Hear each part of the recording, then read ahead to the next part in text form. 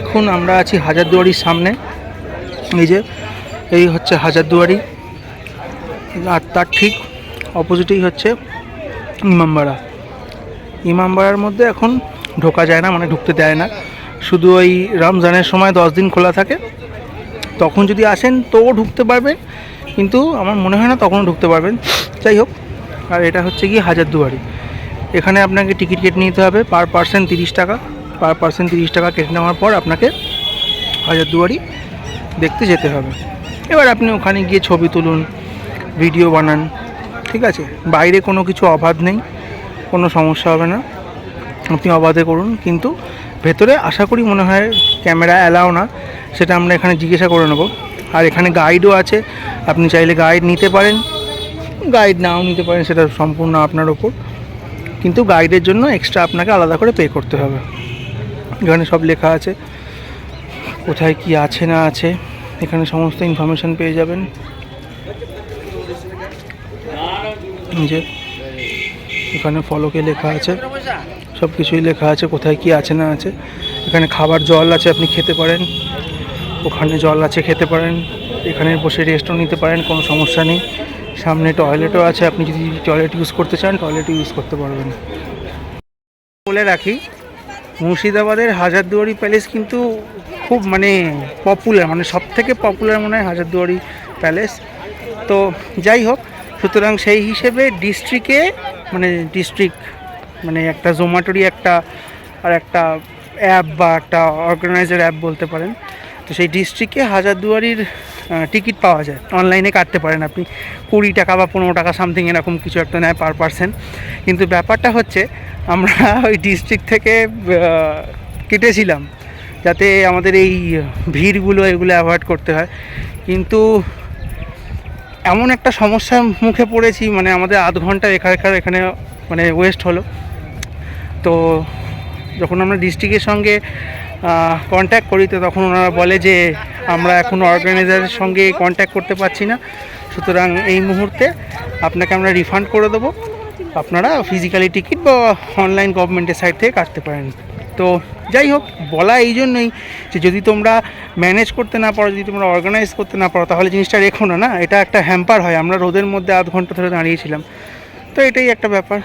তো যাই হোক, আমি একবার জানিয়ে রাখলাম আপনাদেরকেও, যাতে আপনাদের ওই ভুলটা না হয়। ওকে, আমরা টিকিট কেটে ঢুকে গেছি হাজারদুয়ারির মধ্যে। আমরা যাচ্ছি, চারিদিকে কি সুন্দর ফুলের বাগান, আর এই দিকে হচ্ছে ইমামবাড়া। এই যে ইমামবাড়া, একটু আগে আপনাদেরকে বললাম ইমামবাড়া, এই হচ্ছে ইমামবাড়া, আর এই হচ্ছে হাজারদুয়ারি। এখানে 1000খানা দরজা আছে, তার মধ্যে মেবি মনে হয় 900টা দরজা অ্যাক্টিভ, 100টা দরজা মনে হয় কোনো রকমভাবে বন্ধ থাকে বা কিছু থাকে। যাই হোক, অতটা আমি হিস্ট্রি জানি না, কিন্তু যতটা দেখছি আপনাদের দেখানোর চেষ্টা করছি। এই যে এখানে আমাদের জাতীয় পতাকা হাওয়ায় উড়ছে গর্ভের সাথে, কত সুন্দর বাগান এখানে। এই জায়গাটা এখন রোদে মানে ডেঞ্জারাস রোদ, এমনিতেও এখন বেলা 12টা বাজে, সূর্য একদম মাথার ওপর, অত্যাধিক রোদ। আপনারা যদি শীতকালে আসেন তাহলে জায়গাটাকে খুব ভালো উপভোগ করতে পারবেন, কিন্তু গরমকালে যদি আসেন তাহলে আপনাকে কিছু প্রিকশন, যেমন টুপি, ছাতা, সানগ্লাস, জলের বোতল, এগুলো ক্যারি করতে হবে।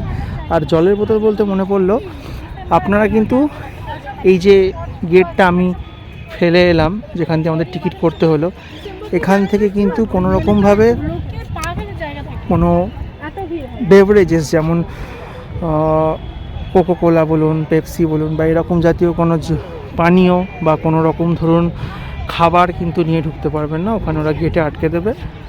তো সুতরাং চেষ্টা করবেন খেয়ে আসার বা বেরিয়ে খাওয়ার জন্য। আপনাকে একটা জিনিস দেখাই, এই যে দেখতে পাচ্ছেন একটা ছোট্ট মতো মসজিদ মতো করা, এই মসজিদের মধ্যে যে ভিতটা তৈরি হয়েছে, সেই ভিতে কিন্তু আমাদের পবিত্র যে মক্কা আছে, সেই মক্কার মাটি আছে। মক্কা মদিনা, যে আমাদের পরিচিত মক্কা মদিনা, সেই মক্কা মদিনার মাটি এর মধ্যে আছে। সিরাজের মা যখন, মানে আমাদের নবাব সিরাজউদ্দৌলার মা যখন হজে গেছিলেন, তো সেই হজ থেকে আসার পর উনি ওখান থেকে একটু পবিত্র মাটি নিয়ে আসে।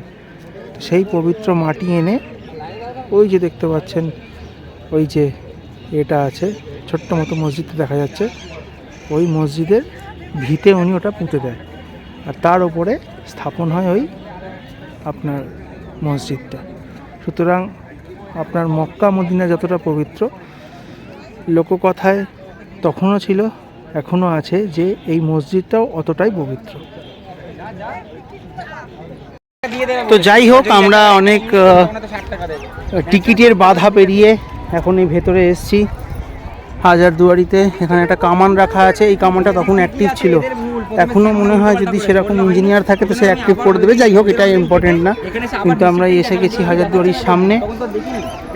আর ওই যে তখন যে মসজিদটা বললাম, যেটা প্রায় মক্কার সমতুল্য, মানে পবিত্রতার মধ্যে দিয়ে যদি দেখেন তো।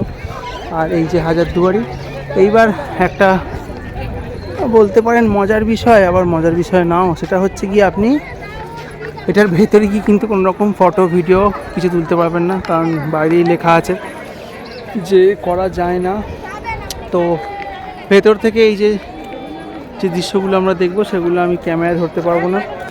মাঝে মাঝে মনে হয় একটা মেয়েটা কিনে নিই, 40-50 হাজার টাকা নেবে, কিনে নিয়ে এই ভিডিওগুলো আপনাকে ভেতরেগুলো দেখাই। এরা তো বুঝবে না যে কোথায় ক্যামেরা আছে না নেই। তাও ঠিক আছে, অনেক সময় কিছু জিনিস নিয়ম মেনে চলতে হয়। তো যাই হোক, ভেতরে আমরা এখন যাব। ভেতরে কোনো রকম ভিডিও ফটো আপনাকে দেখাতে পারবো না। এবার বেসিক্যালি প্যালেস মানে ওই জিনিসপত্র একই জিনিস থাকবে, ওই ঢাল তরোয়াল অস্ত্র গ্রন্থাগার এসবই থাকবে। তো ভেতরে কি আছে সেটা বাইরে বেরিয়ে না হয় আপনার একবার বলে দেবো। আপনাদের একটা জিনিস দেখাই, এই যে দেখছেন এখানে নিজামাতে ইমামবাড়া আর এদিকে হচ্ছে হাজারদুয়ারি। তার ঠিক মাঝখানে একটা ছোট্ট একটা মসজিদ মতো আছে। ওই মসজিদের সামনে একটা কামান রাখা আছে। কামানটা নিশ্চয়ই ফোকাসে আসছে, আশা করি দেখতে পাবেন। একটা কামান রাখা আছে, এই যে কামানটা রাখা আছে। এই কামানটার একটা নাম আছে, এই কামানটার নাম হচ্ছে বাচ্চাওয়ালি তোপ। এই কামানটাকে বলে হচ্ছে বাচ্চাওয়ালি তোপ, ঠিক আছে। তো এই কামানটি মোটামুটি ওই 12 থেকে 14 শতকের কাছাকাছি মেবি তৈরি হয়েছিল। এখানকার যে মুসলমান শাসক ছিল তারাই এটা বেসিক্যালি হয়তো বানিয়েছে। আমার ঠিক এক্স্যাক্ট মনে নেই, কিন্তু আমি এক্স্যাক্ট জানিও না। তো এটা বানানো হয়েছে, ঠিক আছে। আর এটা মানে এখন তুলে আনে এখানে সংরক্ষিত করে রাখা হয়েছে, কিন্তু এটা আগে ওই ইচ্ছাগঞ্জ যে জায়গাটা আছে, ওই ইচ্ছাগঞ্জের ওখানে একটা নদী বা কোনো যে বালির যে চর হয়, ওই নদী থেকেই তো বালির চর হয়, তো ওখানে এটা পড়েছিল। তো পরে ওটাকে এখানে তুলে এনে বসানো হয়েছে, ঠিক আছে। আর মোটামুটি ওই 1845 না হলে 46 হবে, এরকম সময়ে এই ইমামবাড়াতে একটা অগ্নিকাণ্ড হয়েছিল, সামথিং কিছু একটা কোনো ঘটনা ঘটেছিল। তো সেই অগ্নিকাণ্ডের পর এই ইমামবাড়াটা আবার নতুন করে বানিয়ে তো এই ইমামবাড়াটার সামনে এই তোপটাকে এখন একটা ওই ঐতিহাসিক জিনিস হিসেবে রাখা হয়েছে। জাস্ট এই সবে হাজারদুয়ারি দেখে বেরোলাম, ভেতরে সব ছিল। আরও ভেতরে ওই অস্ত্র শস্ত্র, খাবার দাবার জিনিস, তারপর জামা কাপড় যেগুলো তারা ইউজ করতো, এগুলো সব আছে। কিন্তু অন্যান্য প্যালেসের থেকে বা অন্যান্য জায়গার থেকে অনেক ভালো। ঢুকতে দেবে না আপনাকে কোনোরকমভাবেই। আমি অনেকবার চেষ্টা করেছিলাম কিন্তু ঢুকতে দেয়নি। যাই হোক, দেখে বেরোচ্ছি। এবার খিদেও পেয়েছে, ট্রেন ধরার পালা। যাই হোক, আমরা এখন এখানে একটুখানি কিছু ভিডিও করবো, কিছু ফটো তুলবো, তুলে এখান থেকে তারপর তো ট্রেনে উঠে বাড়ি, তারপর দেখা হচ্ছে ওখানে। তো মোটামুটি মুর্শিদাবাদ আমাদের ঘোরা হলো। ঘোরার পর আমরা এখন এসে গেছি স্টেশনে। ট্রেন আসবে যত সম্ভব, আমাদের হাজারদুয়ারি এক্সপ্রেস আছে, তো 3 নম্বর প্ল্যাটফর্মে ট্রেন আসতে এখনও অনেক দেরি। আমরা এখন 4:30 বাজে চলে এসেছি। ট্রেন ওই আপনার 5টা 10 কি 11তে এরকম ট্রেন আছে। 1-2 মিনিট হয়তো স্টেশনে দাঁড়াবে। তারপরে আবার ঘরে ফেরা। এলাম, দুদিন সময় কাটলাম, এবার ঘরে চলেও যাব।